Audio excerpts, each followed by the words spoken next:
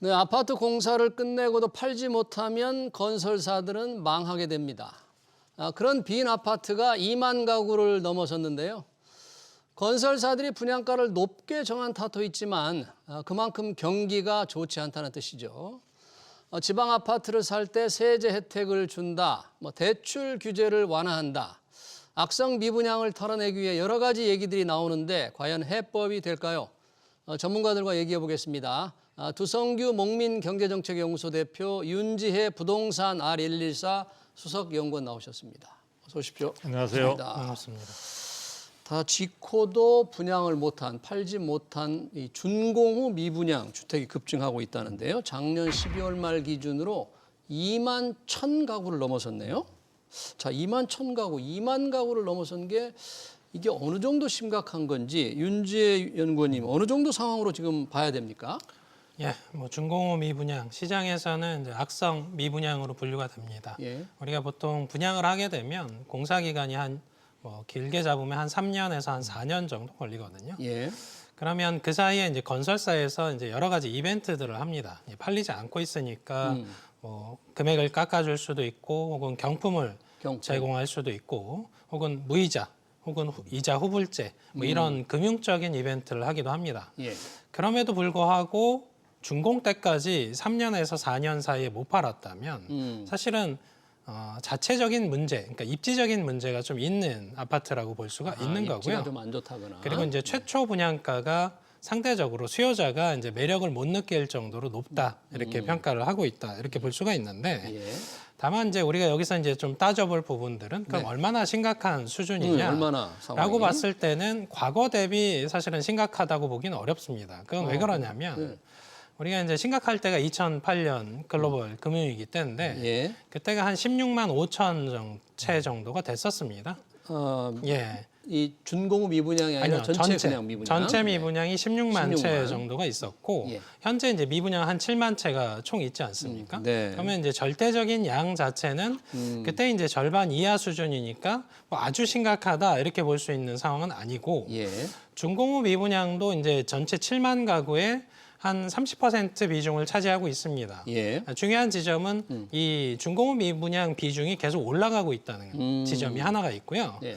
그럼 이제 과거에 그러면 준공후 미분양이 가장 높았을 때가 언제냐 네. 하면 60%를 찍었던 적도 있습니다. 그렇게 높은 적도 있었어요? 다만 그때는 이제 미분양 물량 자체가 총량이 줄면서 준공후 미분양들이 많이 남다 보니까, 이 악성 미분양이 많이 남다 보니까 비중 면에서는 좀 높았다는 거죠. 예. 그래서 우리가 이제 절대적인 물량으로 보나 준공후 미분양의 절대 비중으로 보나 아직은 심각하다라고 볼 정도는 아닌데, 예. 문제가 되는 지점은 지방이죠. 지방. 지방은 한 5만 채 정도의 미분양이 있는데, 네. 현재 이제 지방에서 세종시는 거의 미분양이 없습니다.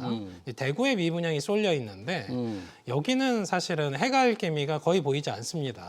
그래요? 예를 들어서 이제 전년도에 이제 대구 시장 관련해서 제가 이제 여러 가지 분석을 하면서 지자체 차원에서 이 분양 부분들을 막았던, 그러니까 사실은 좀 시점 조정을 했던 케이스들이 있는데, 그게 한 2년 정도 지속이 되면서 이제는 준공 시점까지 도달을 했는데 분양을 못한 단지가 상당히 많습니다. 예. 그러다 보니까 분양과 동시에 바로 준공후 미분양이 되기 때문에 지금 대구 쪽에서는 지금 눈에 보이는 미분양보다 이미 착공을 했는데 미분양 집계로 안 잡히는 물량도 상당하다, 이렇게 볼 수가 있습니다. 그러네요. 그러면 앞으로 미분양이 더 늘어날 소지가 있다. 지금도 많은데 지역별로 잠깐 언급을 윤지혜 연구원이 해주셨습니다만 우리 두성규 대표님 보시기에 좀 지역별로 좀 차이라든지 특징이라든지 네, 네. 작년에 비하면 좀 변화라든지 어떤 걸 들 수 있을까요? 저는 조금 상황이 예사롭지 않다는 쪽으로 생각을 하고 있는데요. 예.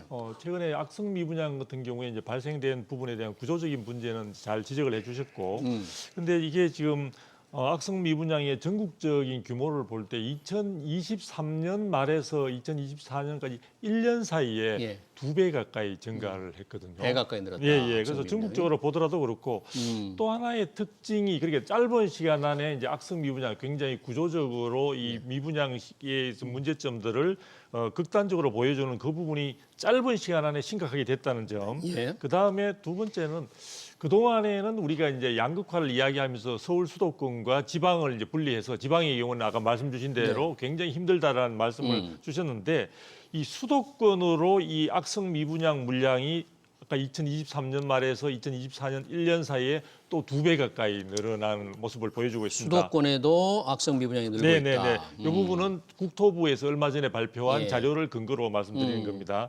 그래서 지방의 경우에도 물론 또 2배 가까이. 그래서 전체적으로 1년 사이에, 즉 2023년에서 2024년 1년 사이에 이러한 물량들이 특히 악성 미분양이라고 하는 미분양 중에서도 굉장히 곤혹스러운 이런 부분들이 2배로 늘어났다는 점이 실장 상황에서 심각함을 보여주고 있고요. 네. 문제는 더 심각한 문제는 뭐냐면요. 이러한 악성 미분양 혹은 미분양 문제를 해소하기가 현재로서는 쉽지 않다는 겁니다. 해소하기가 어렵다. 예, 전체적인 부동산 시장이 좀 위축되고 있는 모습도 보여주고 있고요. 예. 지금 최근에 와서는 어떤 보면은 내수 경기도 굉장히 이제 줄어들고 위축되는 그런 모습을 보여주고 있으니까 이런 부분들이 해소 가능성을 기대하기가 쉽지 않은데 이 부분은 조금 더 지나가면 어떻게 되느냐. 현재 악성 미분양을 안고 있는 건설업체들이 대부분 거기에 부동산 PF의 문제로 지금 그 공급을 한 것이기 예. 때문에 그 부분에 대한 이자 부담이나 이런 것들로 인해서 건설사들의 재무구조 부분에도 굉장히 그러니까 단순히 공급이 과다해서 미분양으로 남아 있는 것이 시장 상황의 특징이다 이것으로 끝나는 것이 아니라 예.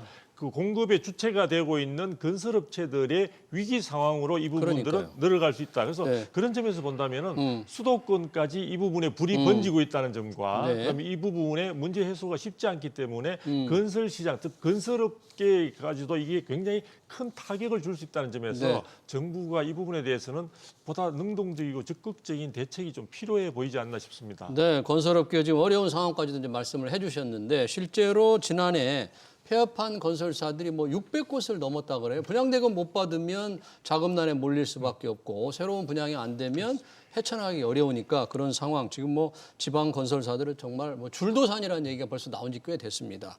관련해서 지금 대책이 뭐 마땅치 않다 그러는데 정부 여당도 여러 가지 아이디어를 좀 생각은 하는 것 같아요. 정부도 실제로 왜 지방의 준공후 미분양, 악성 미분양을 사면 세금을 계산할 때 주택세에서 빼주기로 했잖아요.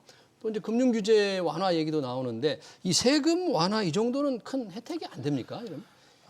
혜택은 됩니다. 네. 다만 이제 투자 가치가 있느냐는 조금 다른 문제가 되는 거죠. 우리가 지금 올해부터 이제 1주택자 주택을 하나 소유하고 계신 분들이 이 준공후 미분양에서 이제 취득 가격 6억 원 이하, 전용 8호제곱미터 이하의 이제 지방에서 이제 준공후 미분양 주택을 취득하거나 예. 혹은 인구 감소 지역에서 1주택을 추가로 이제 매수를 하게 되면 예. 양도세와 종부세에서의 이제 1가구 1주택 특례 적용을 해주겠다라고 이제 지금 정책을 추진하고 있고요. 예. 이 부분들이 이제 시행을 하는 부분들에 있긴 합니다만 일단 용어에서 한번 보시면 인구 감소 지역입니다. 인구 감소 예. 지역의 경우에 그러면 이제 수요가 줄어든다는 의미를 품고 있잖아요. 예. 그러면 사실은 투자 가치 상에서 장기간 수요가 줄어드는 지역이니까 사실은 세금 혜택만으로 내가 여기서 자산 이득을 볼 수 있다라는 부분들이 조금 이제 회의감이 들기 시작하는 거고요. 그러네요. 그리고 이제 준공후 미분양도 마찬가지입니다. 우리가 시장에서 악성 미분양이다 아까 이제 분류를 해드렸잖아요. 예. 근데 악성 미분양을 3년에서 4년 사이 동안 안 팔린 경우는 결국은 분양가, 가격에 문제가 있거나 입지에 문제가 있다 설명을 예. 드렸잖아요. 그럼에도 투자 가치가 갑자기 생기는 게 아닙니다. 세금에서 우대를 한다고 해서. 그러다 보니까 우리가 양도세만 놓고 보시더라도 사실은 차익이 있었을 때 내는 세금입니다. 그렇죠. 그러니까 양도 소득세니까. 그러면 차익이 없다면 이 세제 혜택은 의미가 없어진다. 이렇게 볼 수가 있는 겁니다. 그러네요. 그러니까 세제 혜택을 제시하더라도 여러 가지 그 투자 상품으로서까지 이어지는 수요를 유발시키는 데는 좀 한계가 있지 않을까. 그래서 이렇게 미분양 아파트가 계속 늘고 있군요. 그러다 보니까 이제 금융 규제도 조금 많이 얘기가 되고 있어요. DSR 총 부채 원리금 상환 비율이라고 하잖아요. 네, 이게 이제 그렇죠. 금융 규제가 이미 시행이 되고 있는데 이거를 지방 수도권이 아닌 곳에서 미분양 주택을 살 때는 좀 예외를 하자 이게 네. 정치권이 좀 꺼냈더라고요. 네. 이 부분은 어떻게 봐야 할까요? 정부도 아직 조금 해주겠다, 들어주겠다, 아니다 이런 입장은 나오지 않은 것 같아요. 네, 근데 이제 저는 그 부분에서 지금 여당에서 보더라도 대책으로 마련할 부분이 쉽지 않은 상황에서 지금 시장에 여러 가지 수요자들이 원하는 것들을 쭉 듣게 되면은 대부분의 경우에는 대출 문턱이 높고 네. 그리고 최근에 와서 이제 작년이죠. 2023년인가요? 그때 네. 이제 2월 달에 스트레스 DSR 제도를 1단계를 실시를 했고 예. 9월 달에 2단계를 실시했고 올해 이제 7월 달에 7월 달부터. 3단계가 예정돼 있지 않습니까? 네. 근데 이걸 뭐 복잡한 이야기 설명을 곁들일 필요 없이 궁극적으로는 대출 금액을 줄이는 그쪽에 규제를 강화하는 쪽이 돼 있는데 그런 부분들이 가뜩이나 서울 수도권에 어떤 인기가 있는 지역뿐만 아니라 저는 네. 지방의 경우에도 당연히 이제 자금난이라든지 실질적으로 구입할 수 있는 원하는 사람들조차도 사실은 그 문턱 자체에서 대부분 다 그 기회를 포기하는 경우들이 많지 않냐 이래서 예. 이런 부분들을 DSR 즉 여러 가지 그쪽에 총부채 원리금 상환 비율 자체를 보다 좀 완화시켜 준다면 예외로 하자. 대출이 좀 원활하지 않겠냐. 그래서 그런 부분은 저는 일시적인 처방책으로서는 충분히 저는 뭐 그게 궁극적인 해결책이라기보다는 일시적인 처방책으로도 괜찮다고 보여지고요. 다만 이런 세제 혜택이나 대출 부분에 대한 문제를 갖다 조금 완화시켜 주는 것만으로는 시장의 분위기를 반전시키기는 좀 쉽지 않을 것이다. 그래서 저는 2013년에 예.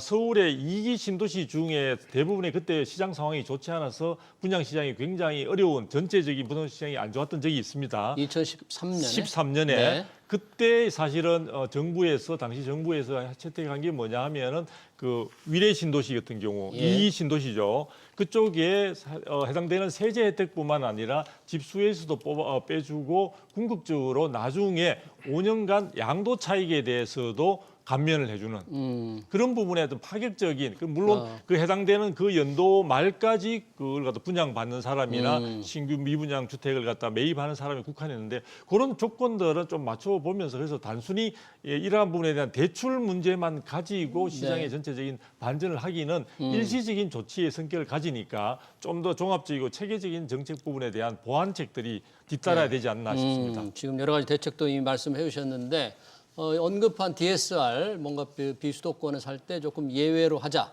한시로 적용을 배제하자는 거에 대해서도 금융당국이 아직 해주겠다는 얘기를 안 했어요. 아마도 이 제도가 지금 가계대출을 관리하는 데 조금 문제가 될 거다 이렇게 좀 걱정을 하는 듯하고 이거 해줘서 얘기한 대로 수요를 촉발할까? 뭐 이런 효과, 실효성에 대해서 조금 의문을 가지고 있는 것 같은데 예. 지금 양도소득세 한시적 완화 2013년 같은 뭔가 조금 파격적인 게 필요하다는 걸 주성규 박사님이 얘기해 주셨는데 우리 윤재 연구원님 보시기에는 어떤 대책, 그런 획기적인 대책이 지금 필요하고 필요한 시점이라고 봅니까?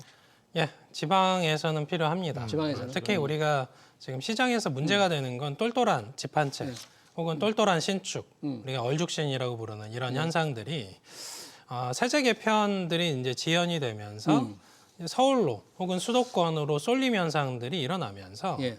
지방 쪽까지 이제 동일한 대출 규제를 적용하게 되면 더더욱 똘똘한 쪽으로 집중을 하게 되면서 오히려 이제 어떻게 보면 직장 관계에서 소득 수준도 낮은 예. 지방 같은 경우는 더더욱 대출 여력이 줄어드는 문제점들이 있거든요. 예. 그래서 우리가 이제 미분양 주택에 한해서 DSR을 풀어서는 사실은 한쪽 정책에 해당되기 때문에 기존 주택 쪽도 같이 풀어줘야 됩니다. 기존 주택도 왜 그렇죠? 왜 그러냐면 우리가 1주택자가 이 자기 집을 팔고 예. 신축, 미분양으로 넘어갈 때 결국은 자기 집이 팔려야 넘어가는 거잖아요. 그렇죠. 그러니까 이걸 누가 사줘야 되잖아요. 아. 그럼 기존 주택 쪽에서 DSR 적용을 받는다고 하면 이걸 팔 수가 없기 때문에 이쪽으로 넘어가지도 못합니다. 그럼 이게 두 개가 연결고리를 형성을 해야 되는데 우리가 이제 가계부채 예, 이슈를 계속 가계부채 얘기합니다만 예. 사실은 수도권과 서울 쪽에서 가계부채 증가 속도가 빠른 거지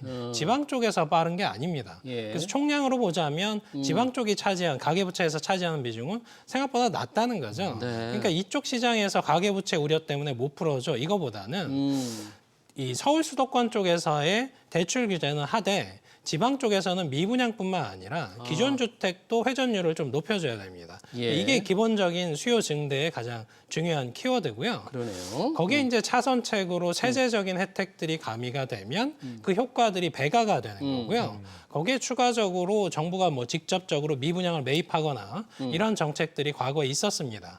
다만 정부에서 미분양을 직접 그렇습니다. 사준다. 직접 매입하고 환매 조건부로 하는 환매 조건부로? 예, 그렇게 하는 형태들이 있었는데 사실은 지금의 절대 총량이 과거 16만 채에 비해서는 7만 채 수준으로 눈에 보이게 큰 건 아니기 때문에 아직까지는 정부가 개입해서 매입할 정도는 아니다 이렇게 평가를 하고 있는 겁니다. 네, 지방의 경우에는 부단 미분양만이 아니라 미분양 주택만이 아니라 일반적으로 지방에 대해서는 DSR을 조금 예외를 광범위해야 되겠고요. 또 정부 그러니까 뭐 LH 등이 나설 수도 있을 것 같은데 이런 미분양 주택을 사는 문제는 전체적으로 미분양 주택의 절대수가 과거 안 좋았을 때보다는 특별히 많지 않기 때문에 아직은 조금 이르지 않느냐 이제 그런 얘기들도 좀 나올 수도 있겠죠. 그리고 제가 여기서 꼭 첨언을 네. 좀 하고 싶은 게 지금 이제 이야기들이 나오면서 지방의 미분양을 해소할 수 있는 방안을 이야기할 때 우리가 이제 가장 흔히 나오는 게 세제 문제, 혜택 문제, 네. 그다음에 이제 대출 부분에 대한 문제, 네. 그다음에 여러 가지 다양한 부동산에 직접적인 연관이 있는 제도 부분들을 좀 보완해서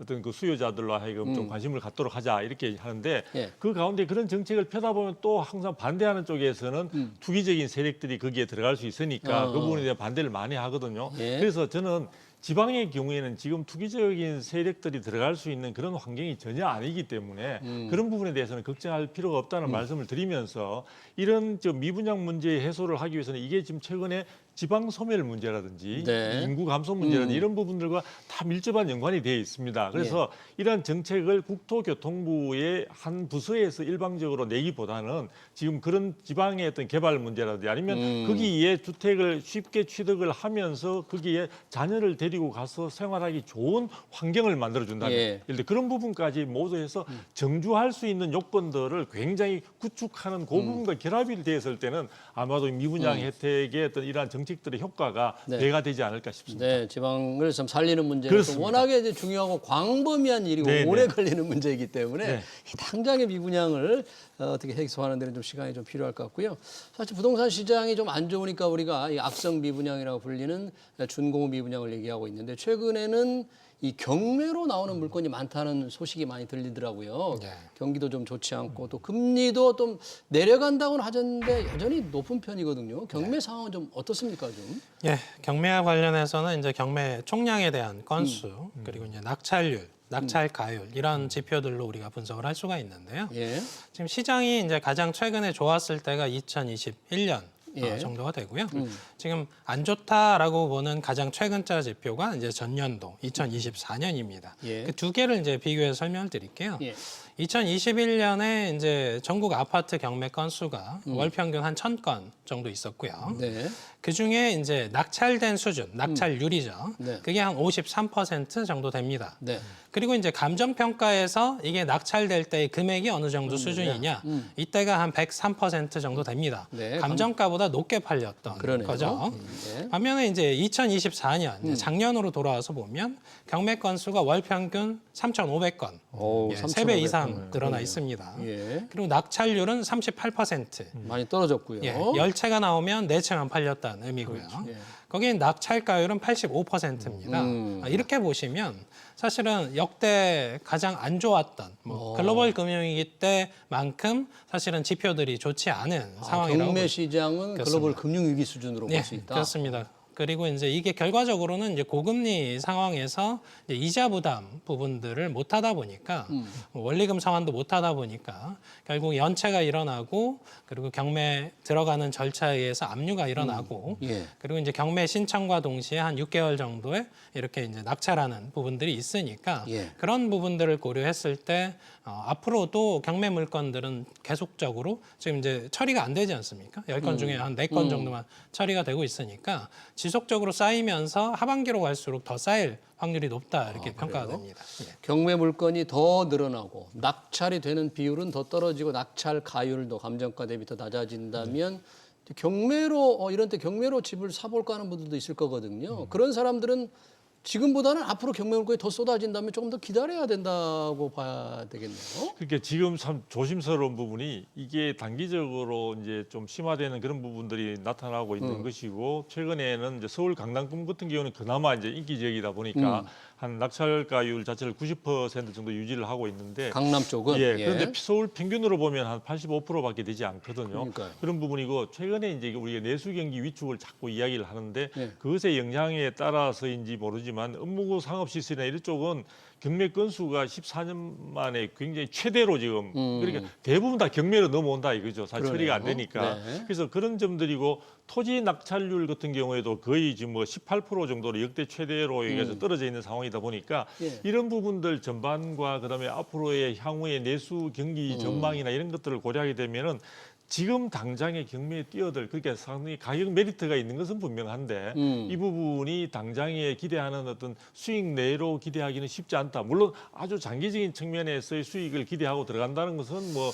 지금에서 나쁘지 않다고 볼 수 있지만 경매라는 게 대부분 하시는 분들이 아주 장기보다는 5년 이내에 뭔가 그 이익을 갖다 기대한다는 측면에서 보면은 현재의 경기 상황이나 그다음에 여러 가지 주변 상황들을 감안할 때 그렇게 성급한 결정보다는 조금 더 지켜보기를 저는 권해드리고 싶습니다. 네, 경매 물건 쏟아지는 상황 얘기를 해봤고요. 그에 앞서서는 이제 준공 후에도 팔리지 않은 악성 미분양도 쌓이고 경매 물건도 쌓이고 그만큼 이제 부동산 경기가 얼어붙었다 이런 건데 자 그러면 우리가 이제 부동산 시장의 자 지금쯤이 바닥일까 아니면 더 앞으로 더 안 좋아질까 이런 좀 궁금증이 들어요. 어떻게 보세요?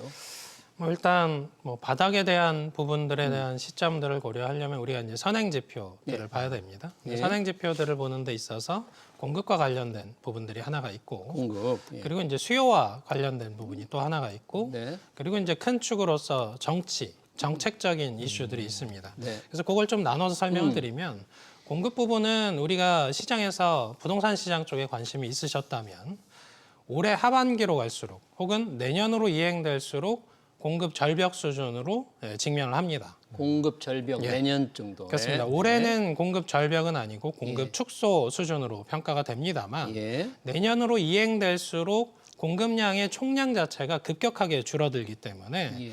특히 서울 수도권에서는 사실은 2분기 이후, 그러니까 하반기로 갈수록 이 부분, 가격이 변동성이 커질 수 있는 이슈들이 있다. 이렇게 그래요? 설명을 드릴 수가 있고요. 예. 그리고 이제 수요 측면에서는 이제 대출 규제가 지속적으로 진행되고 있는데 결과적으로 매매의 선행 지표는 전월세 시장과 관련된 지표입니다. 예. 그래서 이 부분들이 지금 월세 시장에서 보듯이 이제 고가 월세가 늘어나고 월세 지표는 최근 3년 사이에 사실은 급등했습니다. 월세는 예. 네. 거기에 이제 전세 대출 규제가 심화되면서 이 월세로 이제 이행되면서 예. 주거비는 계속 늘어나는 관점들이 있거든요. 그럼 매매의 선행 지표는 전월세 시장입니다. 그렇게 보시면 이사철에 해당되는 1분기 정도의 전월세 가격 움직임들이 굉장히 중요하다 이렇게 평가가 되고요. 예. 그리고 이제 정치적인 이슈로 돌아와서 보면 사실은 3월 이후에는 불확실성이 좀 개선될 걸로 일단은 봐야 될 것 같습니다. 아무래도 뭐 탄핵과 관련된 이제 어떤 재판 결정이 결과들 내려질 가능성이 뭐 이런 있으니까. 것들이 나오면서 그래도 좀 불확실성은 개선되지 않을까 네. 이렇게 보고 있으니까 이런 부분들을 종합해서 봤을 때는 1분기 말에서 혹은 2분기 사이 네. 이 정도에서 내년에 공급 절벽에 대한 대비들은 실수요자는 우선 해야 된다라고 보는 게 맞다고 평가를 합니다. 네, 지금 바닥이냐 아니냐의 분야에서 굉장히 중요한 여러 가지 공급 지표를 말씀해 주셨고 수요 힘도 얘기해 주셨고 그 상황 정치적 불확실성도 얘기해 줬기 때문에 1분기와 2분기 사이가 실질적인 지나고 나면 어떻게 될지 모르겠습니다만 이제 바닥일 수 있다는 간접적으로 이렇게 말씀을 해 주셨는데 그러면 공급 물량이 특히 내년에 준다. 그게 선 반영이 될 수 있다. 뭐 그렇게 좀 봐야 됩니까? 네, 그러니까 지금 우리가 모두가 공감하는 전문가들도 한결같이 하는 이유는 내년에 이제 예를 들어 공급 물량이 급감한다. 급감한다는 걸 수치상으로도 이미 이제 부동산 1, 2, 4나 이런 쪽에서 밝히고 있는데요. 예. 많은 분들이 예상하는 것보다 더 적은 수치라고 볼 수 있습니다. 한번 더 어느 정도로 줄게 되는 지금 겁니까? 나와 있는 금으로 서울 전체의 어떤 입주 물량이 내년의 경우에는 완성된 주택이죠. 그 예. 경우에는 7천 건 정도로 지금 7천 건이라면 평소보다 이 보통 한 3만에서 3만 5천 그게 그것도 상당히 적게 봐서 그런 거고요. 네. 시장이 굉장히 활성화되고 관심 있는 쪽에 있어서는 한 4만 호까지를 사실 봐야 되는데 그 부분에서 거의 한 20% 수준에도 미치지 못하는 그런 물량이 이제 나올 것으로 보여지기 때문에 아까 조금 전에 이야기했던 매매 시장의 선행 지표가 될 수 있는 전세 시장이나 월세 시장 부분에서 동향을 보게 된다면 전세 가격은 지금 1년 반 이상 계속해서 올라왔던 상황들이고요. 예. 그런 부분들이 거의 이제 딱 목전에 목에 지금 차 있는 그런 상황들이기 때문에 물량이 적은 것이 현실화되는 부분에서 문제가 생기기보다는 그것보다는 조금 앞서서 생기지 않을까. 그래서 저 같은 경우에도 지금 하반기에 들어가면서 서울 시내를 비롯한 시장 상황이 여의치 않다. 그 부분은 저는 똑같은 입장이라는 걸 말씀을 그래요? 드리고 네. 또 하나 말씀드리고 싶은 것은요. 향후에 그러한 부분에서 충분히 그것보다 여러 가지 상황이 호전되고 정책 당국에서나 정부에서 좀 안정되어지면서 공급에 대한 박차를 가하게 되면 뭔가 개선될 여지가 있지 않겠냐라고 말씀을 하시는 분들도 계신데 제가 이번에 서울 시내의 재건축 현장들을 조사를 한번 해봤습니다. 예. 그래 봤더니 지금 상황들이 여전히 지금 대부분의 어떤 시장들이 공사비 등으로 인해서 수익성이 확보가 되지 못하는 상황이고 예. 그런 상황에서 건설사들이 지금 정확하게 말하면은 GS 건설 같은 경우에는 이번에 영업이익 추정치가 그나마 그 전에 너무 안 좋았기 때문에 기저 효과로 인해서 그나마 아마 그 긍정적인 그 결과가 나온 것으로 보여지고요. 삼성 쪽에 레미안 쪽이 아마도 지금 거의 저 수익성이 아주 약한 그 부분이 있는데 나머지 건설사들은 지금 대단히 지금 어려운 상황에 직면해 있기 때문에 이러한 재건축 사업이 어떤 제도적인 개선이 된다 하더라도 건설을 담당하는 건설업계에서 이 부분들을 충분히 추진력 있게 같이 맞추어 줄 수 있느냐. 그래서 그런 상황들을 종합적으로 고려할 때 지금 7천 건 이하일 것이다라는 어떤 전망치 자체가 쉽게 말하면 과한 것이 아니다라는 알겠습니다. 말씀을 꼭 드리고 싶습니다. 네, 내년 입주에서 입주문이요. 전망이 밝지 않기 때문에 네. 저는 대단히 좀 우려스러운 상황을 네. 생각을 해보고 있습니다. 지금 경제 상황이라든지 지금 집값 동향만 보면 이 부동산 경기 안 좋은 게 계속돼서 뭔가 더 집값이 계속 떨어질 것 같은데 두 분이 얘기하기에 이제 공급 사이드 수요 측면을 보면 내년 공급 부족 우려가 있다. 그게 선 반영이 될 수 있다는 이제 지금 그런 평가이시니까 짧게 마지막으로 뭐 이미 말씀을 해주셨습니다만 앞으로 집값에 가장 큰 영향을 미칠 변수는 어떻게 보십니까? 예, 뭐 우리가 이제 수도권과 지방을 좀 따로 분리를 해야 되고요. 지방 쪽은 사실 공급과 관련된 이슈는 크지 않습니다. 일단 미분양 해소가 우선이기 예. 때문에 공급량에 의해서 가격이 움직인다라는 부분은 오히려 악조건에 좀 있다라고 볼 수가 예. 있고요. 그래서 이제 수도권에 한정해서 보면 이제 내년으로 이행될수록 공급량 축소에 따른 부담들이 좀 축소. 있다. 이렇게 예. 보는 게 하나 있고요. 그리고 앞서 설명드린 것처럼 이 공급량은 전월세 시장 이슈에 영향을 미칩니다. 예. 거기에 이 대출 규제와 금리 인하 속도라는 부분까지 고려하시면 이 부분들 중심으로 시장 부분들이 어떻게 변경될지가 네. 판단하실 수 있을 것 같습니다. 예, 잘 알겠습니다.